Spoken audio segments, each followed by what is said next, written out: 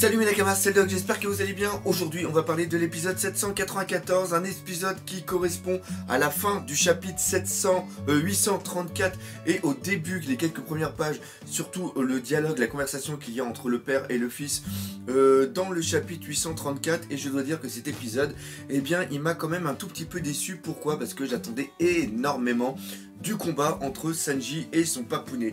Encore une fois, pour ceux qui ont lu le manga, ça a été un passage absolument excellent dans le manga, on était complètement sur le cul. Et là, dans l'anime, il manque encore une fois cette...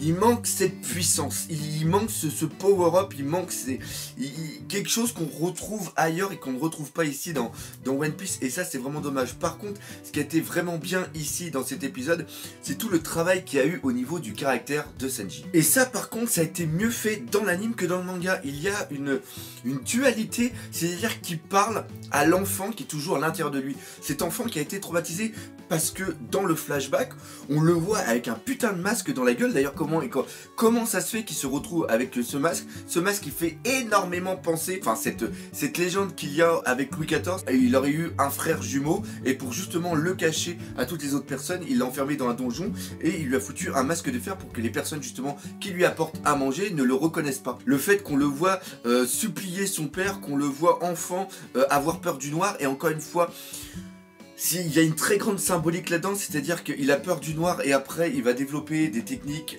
justement de flamme pour justement éclairer, apporter cet espoir. Là il y a vraiment un truc qui est excellent. Et tu le vois, Sanji, il parle à cet enfant, il lui dit même si c'est ton père, tu n'as pas à avoir de respect envers lui. Et c'est vraiment génial, il est au sol et tout, et après il se relève, il voit cette personne qui est en face de lui, et encore une fois, cette dualité qui est à l'intérieur de lui, on a l'impression, c'est comme ça que je vois les choses, c'est que Sanji est venu ici justement pour sauver ses amis, sauver Nami, Chopper et Brook qui étaient sur Zou, mais il est peut-être aussi venu ici pour tirer un trait sur son passé et peut-être évoluer. C'est-à-dire que comme je le vois parler à l'enfant qui est à l'intérieur de lui, il a peut-être besoin d'extérioriser, d'exorciser carrément les petits voiles sombres qui sont encore de son enfance, qui sont encore à l'intérieur de lui. Surtout quand on voit après, à la fin de l'épisode, le petit flashback qu'il y a encore avec Zeph qui est pour lui son vrai père. Même si c'est pas son père biologique, pour lui c'est son vrai père. Et ça par contre dans l'anime, ça... Putain que c'était beau. Et je sais pas pour vous, mais moi j'attendais beaucoup de ce combat. Je pensais qu'il allait avoir plein de trucs qui allaient partir à droite, à gauche, que ça allait voler dans tous les sens. Surtout au moment où le papounet il commence à aller en l'air avec ses chaussures. Et là Sanji il rigole, il dit ça tombe bien que tu ailles en l'air parce que moi c'est mon domaine de prédilection. C'est là où je suis vraiment le plus puissant. Et je sais que souvent dans l'anime, les combats sont rallongés. Il y a plein de passes qui sont ajoutées à droite, à gauche. Et là je m'attendais franchement à un débordement de puissance, à plein de coups qui arrivent. Mais non, là ce qui se passe c'est que il y a un coup que le papounet descend avec la lance. Sanji fait un retournement justement pour le contrer, il se retrouve au sol et là il arrive avec le dernier coup qu'on pense qu'il va lui envoyer dans la gueule, et là il y a le wall, c'est à dire qu'il y a 3 soldats qui se foutent juste devant lui. Le père transperce les gardes. C'est absolument fou. Encore une fois, j'ai été traumatisé quand j'avais vu justement cette image. Et là, Sanji ne peut absolument rien faire. Parce que lui, il est encore humain. Le papounet, hein, le fait que j'utilise aussi papounet, qui est un terme affectif quand tu veux parler de ton père, c'est de l'humour par rapport à la situation qu'il y a. D'ailleurs, Jadji, je vais toujours l'appeler papounet. C'est comme ça que je l'appelais quand je faisais mes reviews de manga. Donc ceux qui me suivent maintenant pour les reviews d'Anoum, papounet, c'est Jadji. Hein. On va pas se poser de questions là-dessus. Et lui, Sanji, il peut pas foutre un grand coup dans la gueule pour écarter les mecs et après aller attaquer son père. Donc il dit bande d'idiots, écartez-vous. L'autre, il se fait transpercer. Le mec, il reste de marbre avec une petite trace de sang dans la bouche. D'ailleurs, ce passage-là est beaucoup plus édulcoré parce que dans le manga, je vais même mettre l'image, je pense. Ça m'avait vraiment surpris, ça m'avait vraiment choqué la manière dont ça avait été dessiné. On devine le coup et c'est tout. Et le plus surprenant là-dedans, c'est que le mec, il crève. Et tous les autres, ils applaudissent la victoire du papounet. Ils s'en foutent totalement du mec qui est mort par terre. Et surtout à penser que ça aurait pu être eux qui se seraient mis devant et qui seraient morts. C'est-à-dire qu'on arrive ici à un endoctrinement qui est encore pire que la marine, parce que souvenez-vous, à Marineford, il y en a quand même qui ont un petit peu peur d'aller combattre les pirates. Donc là, franchement, on peut se poser la question de savoir, mais qui ils sont, ces putains de soldats? Et ça signifie tout simplement la fin du combat, la défaite de Sanji. Et on aurait tellement aimé qu'il puisse foutre un bon gros coup de latte dans la gueule de son papounet, mais malheureusement ce n'est pas le cas. Et après on passe directement à la suite, c'est-à-dire qu'ils sont dans la pièce où ils étaient au départ. Il y a Reju qui soigne son frère, qui vient un petit peu justement le réconforter, à l'étonner justement de la puissance de son frère. Et après arrive une discussion entre le papounet et Sanji. Le papounet explique que la puissance de son armée, c'est ses soldats, mais pourtant, malgré ça, parce que Sanji lui dit, bah avec ça tu peux reconquérir ton projet complètement débile de régner justement sur North Blue, mais il semblerait que même avec cette puissance, il ne peut pas. Pourquoi il ne peut pas? Il a sûrement la puissance de le faire, mais il n'a peut-être pas la puissance de pouvoir résister à la marine une fois qu'il aura encore une fois rétabli le royaume du Germa sur la totalité de North Blue. Et donc, il a besoin de la puissance d'un Yonkou pour contrer la future revanche de la marine, parce que comme je vous l'ai expliqué la dernière fois, si la marine est arrivée à un statu quo avec le Germa Double Six, peut-être que si une deuxième fois le Germa veut contrôler North Blue, ils vont totalement se faire éradiquer. Big Mom va servir de bouclier. Donc il y a besoin de faire cette alliance. Et il explique bien qu'il ne veut pas sacrifier l'un de ses fils parce qu'il doit sûrement savoir que l'autre c'est une grosse folle.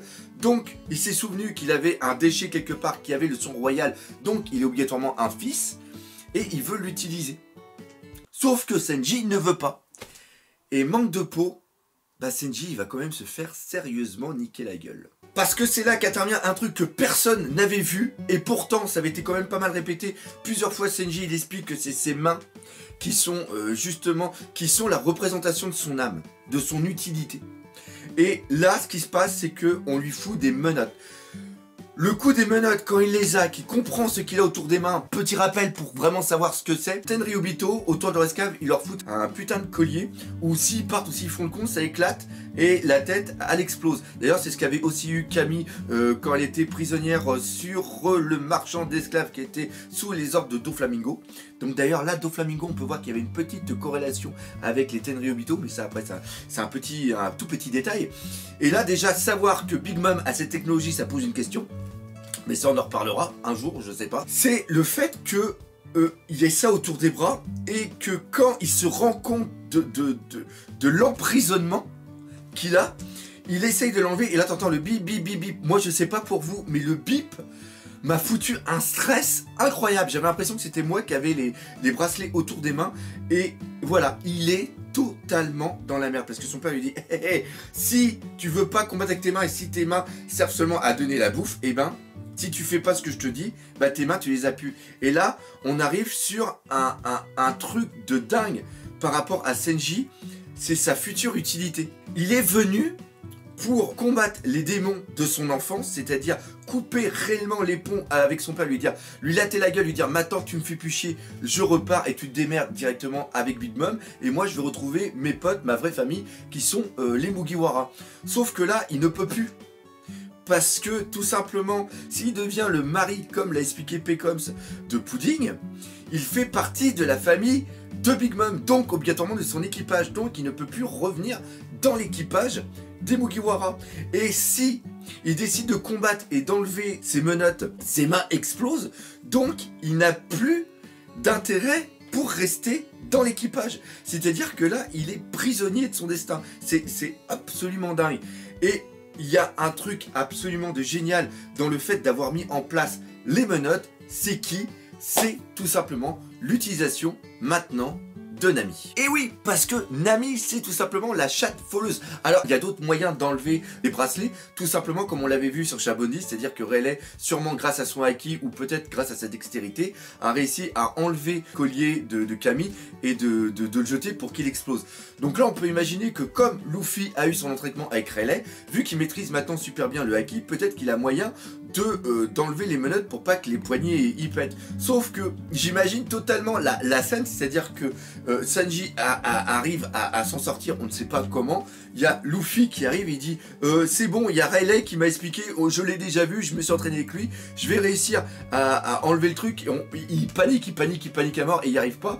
Et ça devient hyper tendu. Puis là, tu as Nami qui arrive et justement elle ouvre les menottes. Pourquoi? Parce que tout simplement ici, et oui, je vais poser ma jambe, on arrive sur un truc qui est important, c'est-à-dire que on sait qu'on est dans quelque chose d'infiltration. Donc Brook a parfaitement son utilité. Il a cette faculté de pouvoir sortir l'âme de son corps et de pouvoir un petit peu voyager. Chopper, il était là parce que Pekoms était malade et Pekoms devait les emmener justement sur le truc de Wakukuni. Donc Nami, à part le fait qu'elle s'en voulait que Sanji soit parti, quelle était son utilité? Et ben Nami maintenant a son utilité, trouver la clé pour sauver Sanji. Et ça, je dis putain, Ichiro Oda, à travers cette mise en place, il est bon.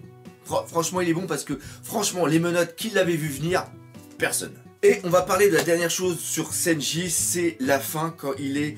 tu vois tout le monde qui combat en bas, lui il est tout en haut, et tu le vois regarder ses menottes, et là tu vois le désespoir. Le fait qu'il crie merde, ça a complètement fait écho pour moi sur Shabondi, quand il court, quand il y a Zoro qui se fait partir, et là tu voyais que Zoro c'était quand même un super ami, il était vraiment... Sanji est vraiment très proche de Zoro, et il fait chic show, un truc comme ça, puis là il part à fond pour aller latter la gueule de Kuma, mais malheureusement c'est Kuma qui va lui latter la bouche, qui va l'envoyer quelque part. Voir, c'est pas un personnage dans son traitement qui est désespéré, il veut toujours trouver la solution pour s'en sortir.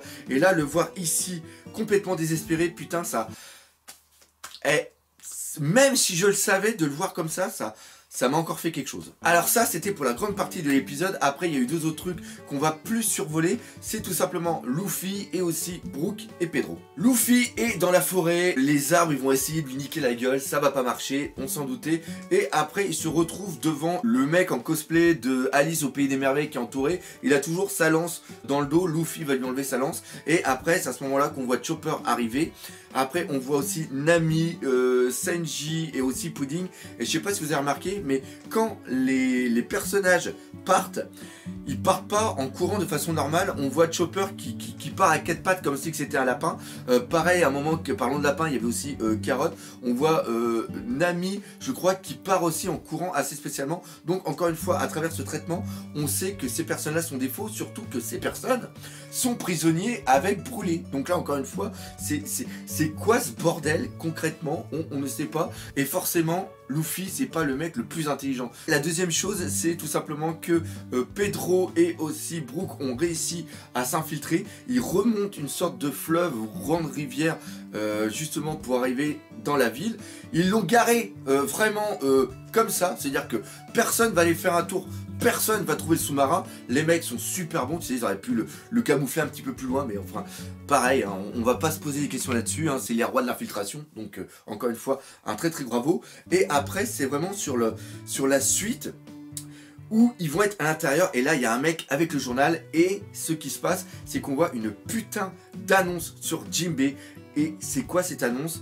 Deux solutions. Soit il est mort parce qu'il a voulu quitter l'équipage, ou soit il est pas mort mais avec la roue il a eu un amputement et là il y a eu l'annonce justement qu'il quittait réellement l'équipage. Enfin bref, et l'image sur Jinbei est vraiment géniale. Donc là encore une fois, on aura la réponse, mais putain, Jinbei, j'espère qu'il lui est pas arrivé quelque chose, parce que là le gros truc, la mort de Jinbei, putain ça la ferait pas, franchement ça la ferait pas. Alors maintenant on va parler un petit peu d'espace, parce que c'est quelque chose qui m'a été demandé justement dans les commentaires, faire une sorte de petite critique par rapport au manga. Il y a quand même pas mal de choses à dire, donc ceux qui ne suivent que l'anime, si vous voulez pas être spoilé, là ici il va y avoir un temps en minutes et en secondes, donc je vous invite à aller à cet endroit pour voir la fin de la vidéo, parce que dans 3, 2, 1... bando spoil, donc maintenant ça va quand même spoiler sa race. Il y a eu plusieurs erreurs au niveau de cet épisode. Premièrement, un truc hyper important pour moi, c'est l'utilisation du haki avec Papune, avec Jaji. Dans le manga, je vais mettre le passage, quand il prend le pied de Sanji qui est justement en feu, il met du haki, on voit que son gant est blanc. au début, et après son gant devient noir, donc il y a du haki. Donc il prend Sanji, il le balance au sol, et l'utilisation du haki par Jaji n'est pas montrée, et ça c'était important parce que montrer que Jaji maîtrise le haki, c'est un power-up, ça montre que Jaji, Papounet, ce n'est pas de la merde. Et ça aurait franchement dû être montré dans cet épisode. Après, pour le flashback, comme la semaine dernière, il y a des choses en plus qui sont mises dans le flashback. Le fait qu'à un moment, on voit Sanji avec le couteau face à son père, ça montre qu'à un moment il va se libérer, ça va reprendre justement le passage de la libération par Reju de Sanji, et je trouve que ça c'est un clin d'œil encore une fois pour ceux qui regardent le manga, parce qu'encore une fois les enfants qui regardent le manga, les enfants qui regardent l'épisode ont lu d'abord le manga, mais ça c'est pas obligatoirement une chose qui est fait au niveau de la France, donc ça encore une fois c'est un petit truc sympa, mais ça peut franchement foutre des confusions pour la suite. D'ailleurs, trop tard pour vous, ceux qui avaient quand même continué à regarder là, alors que j'ai mis les bandeaux spoil, dites-moi dans les commentaires si vous êtes fait spoiler ou pas avec ce passé, si ça vous a semblé bizarre, parce que je sais pas comment j'aurais réagi en voyant le petit avec le couteau face à son père. Je sais pas. Non, je sais pas. Après, comme je l'ai dit dans l'intro, le combat, quand on avait vu ce combat dans le manga, putain, on s'était dit, Naoto Shishida, s'il fait le combat entre le père et le fils, en plus c'est une scène qui est hyper symbolique, putain, ça serait tellement magnifique, je sais pas comment vous l'avez ressenti, mais moi je me suis fait chier, il manquait cette epicness, il manquait cette badassitude, il manquait cette puissance. Le père qui vole dans les cieux et qui revient, on sent pas, on sent rien du tout. Putain, comment je suis déçu, et j'ai peur, hein. Le combat qu'il va y avoir entre Sanji et Luffy, faut pas qu'il le foire. Putain, s'il le foire ça, franchement s'il le foire, je lance un crowdfunding et on paye le voyage de plusieurs mecs et on va latter la bouche de la Toei. Là, franchement, je vois pas d'autre solution. On va aller... Non, franchement, faut pas qu'il le loupe. Ça serait trop con, ça serait trop con. Et la dernière chose, par contre, qui est pas mal, c'est-à-dire que quand j'ai fait mes recherches pour faire cette vidéo, j'ai regardé l'ancien chapitre, et quand le papounet est en l'air et les sbires, ils disent que c'est justement l'attaque Garuda. Garuda, c'est quoi? C'est un animal mythique de la religion hindouiste, et c'est un animal qui vole justement, c'est pour ça qu'il y a la technique. Et ce qui est vraiment bien, c'est que à la base, cet animal-là, cet animal mythique, est un animal maléfique, mais Bouddha, quand il est arrivé, il l'a transformé, enfin il l'a pas transformé, il l'a fait devenir meilleur. Et après c'est devenu un allié. Et là, si on pense bien ce qui va se passer maintenant, et que moi je ne pensais jamais, qu'on m'avait dit les Vinsmoke vont s'allier justement avec Luffy, c'est comme ça que c'est un petit peu parti contre Big Mom, je n'y pensais pas. Et là franchement, c'est génial. Franchement, c'est génial parce que en utilisant Garuda, et pour justement, vu que les Japonais connaissent la religion hindouiste par rapport à Bouddha et tout ça, eh bien, on voit un petit clin d'œil. C'est-à-dire que quand tu vois Luffy en Gear 4 qui fait un petit peu penser par son apparence à Bouddha, eh ben, on peut se dire que c'est Luffy par rapport à son Gear 4 qui va créer, peut-être, qui va changer la mentalité des Vinsmoke, qui vont peut-être devenir des alliés plus tard. Et ça, bah, encore une fois, je trouve que c'est génial. Moi, c'est les trucs que j'ai, les petits clins d'œil comme ça, les petits trucs sur la religion, bah, moi je suis hyper friand. Donc voilà, les spoils, c'est terminé, ainsi que cette critique analyse d'épisode. J'espère que vous aurez bien aimé. N'hésitez pas à me dire ce que vous pensez de ce pas nouveau format, mais de cette nouvelle façon de faire la critique analyse d'épisode. Alors, laissez des commentaires, parlez-en autour de vous si vous avez aimé. Partagez la vidéo et défoncez la gueule de ce putain de pouce bleu, comme on aurait aimé que Sanji défonce la gueule de son papounet. Et comme d'habitude, on va finir par cette phrase. N'oubliez pas le principal, One Piece, putain, c'est la vie. Allez, salut mes Nakamas.